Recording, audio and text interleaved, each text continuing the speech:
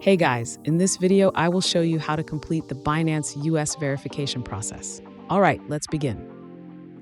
First, download the Binance US app or visit their website to create an account.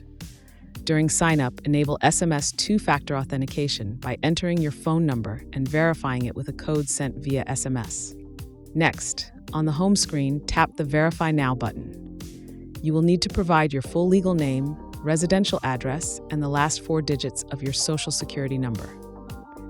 Once that is done, upload your documents.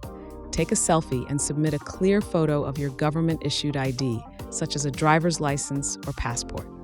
For higher withdrawal limits and access to more features, complete advanced verification. This requires submitting additional documents and details. So that's basically how you can complete the Binance US verification process. And that's it for this video. If you find this helpful, consider subscribing and giving this a big thumbs up. Thanks.